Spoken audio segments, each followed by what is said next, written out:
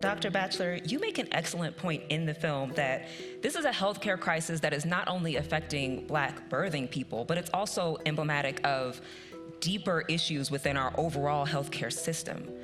Can you talk more about why everyone should be concerned about this, whether or not it directly affects them? In some ways, the problem of Black maternal mortality is a canary in the coal mine, you might say, because our country has worst outcomes for all women who are birthing. So we have a much higher rate of both serious morbidity complications and mortality for women in this country than in all other economically developed countries. So we're not doing very well with that. And the disparities that we see in maternal health are also similar to the disparities we see in general health care. So I lead a private safety net hospital and health system that serves a low-income community of over 1 million people of color. Our community is severely under-resourced and suffers from poor health and large health disparities. As a community, we're missing 1,500 providers compared to other communities. And it's rooted in policy decisions that are being made in this country. Birthing Justice does a good job of putting faces, names, and stories to those statistics that we've been talking about here today. And I feel like that's so important when drafting and promoting legislation around these issues. What are some current bills that people in our audience can go home and lean on their local politicians to help change this problem, to help eradicate this crisis? Well, one, I think just supporting the national act, which is the Omnibus Act, which has been reintroduced, I think, just recently. Supporting that, because inside that act is basically 12 bills. One of them actually passed, and that was the support for veteran birthing people. But the rest of the act actually, supports, all the sort of wraparound things that both Dr. Batchelor and Dr. Marcel was talking about, like housing, safe housing, paid leave, nutritious food,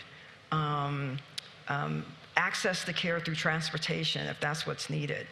So that bill actually, sort of looks at all of the social determinants and supports those issues that are also causing a Black woman not to have a beautiful birth journey that we are looking for her to have. The fight to save the lives of Black birthing people is so complicated and so emotional, but it's so deeply worth it. And Dr. Marcel, I feel like you're the perfect person to give us a joyful birthing story. So we are DC's only freestanding birth center. We are also one of 3 federally qualified health centers that has a birth center in the nation, which is a really, really beautiful model, thank you, that we need more of. Out of the 400 plus birth centers in this country, about 15 accept Medicaid, and probably about 15 are Black owned. And so we are really, really a gem because we're a birth center. We also accept Medicaid. And out of hospital birth can be transformative. And we do deal with a lot of families that may be deemed high risk, but they're more so high risk socially more than they are high risk medically. So one of my favorite birth stories, I had a young woman who everybody in the office said she was like super mean. She was. But anyway, she came in, and what I loved about her was like her parents was very like, this is who I am, and like she had all these beautiful tattoos and like piercings, and with the like tough exterior, which I understand why she had it, I know that people would treat her funny in different spaces. And here we got to have this like really incredible birth center birth. She was the first in her family to have a birth center birth.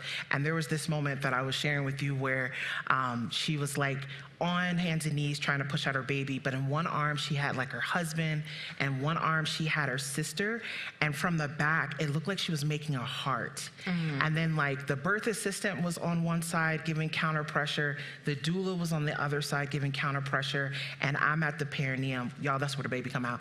I'm at the perineum where we're waiting for this baby, and like there's all these Black hands on her. And that baby came out with so much joy, and I swear to God, she smiled. But like, those are the moments that I like live for, because I know if she went somewhere else, somebody would have been frustrated with her or not treated her the right way or given her the opportunity to have a out of hospital birth.